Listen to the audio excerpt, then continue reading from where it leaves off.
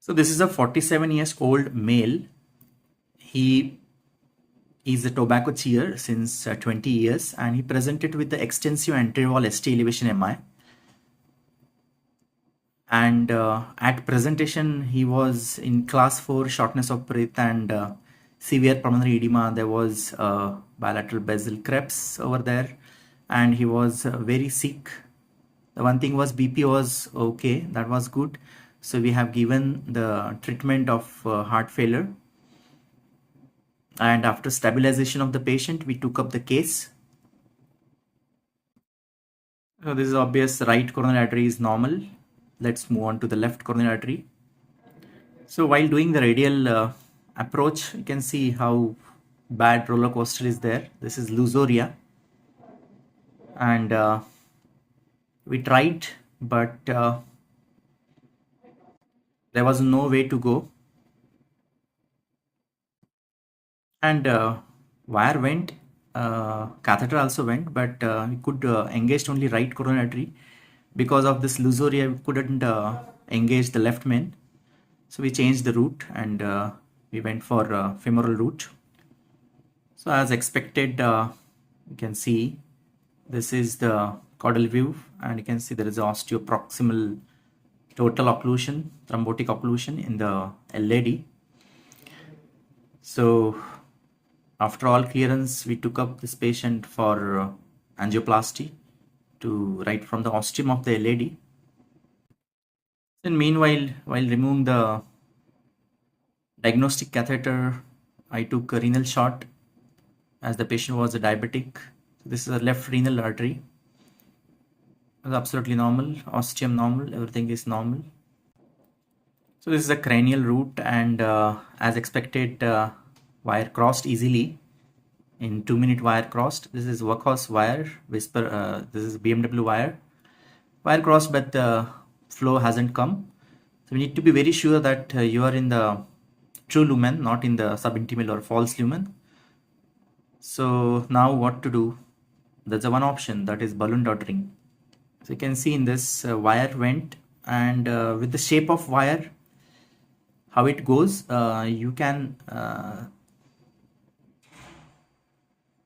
be semi-sure that it is in the LAD.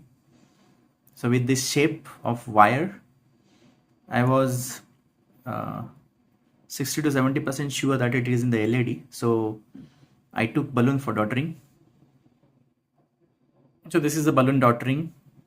Balloon dottering is to and fro motion of the uninflated balloon in the artery in the hope of getting flow. And this is the picture after balloon dottering. There was some flow, but couldn't. So I repeated the balloon dottering, and then somehow I got flow. You can see the flow. Now you can see the somehow flow has established in the LAD. In this cranial view, you can see TME1 flow in the LAD. So I got pretty sure that we are in the LAD only. There was a long LAD and there was a long way to go. In such a cases, there's a chances of no flow, reflow. So after getting flow, decided to put a stent directly because thrombus load was there, high thrombus load was there. So directly I took a 3.5 into 28 stent. Wanted to put right from the ostium. So whenever we put a stent right from the ostium, we have to confirm it in the ileocaudal view. So this is the ileocaudal view, place the stent, and we inflated it at around 12 atmospheric pressure. Nominal was 8, RBP was 16.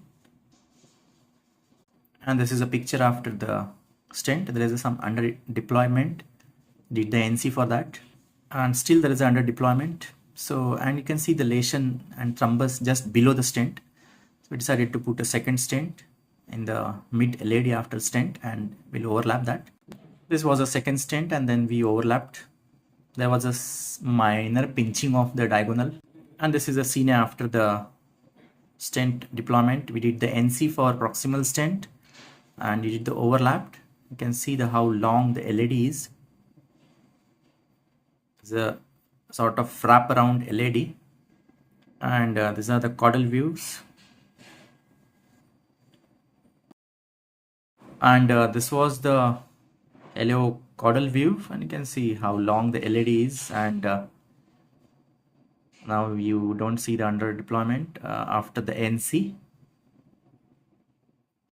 This was the sort of primary angioplasty to LAD, and this totally occluded LAD.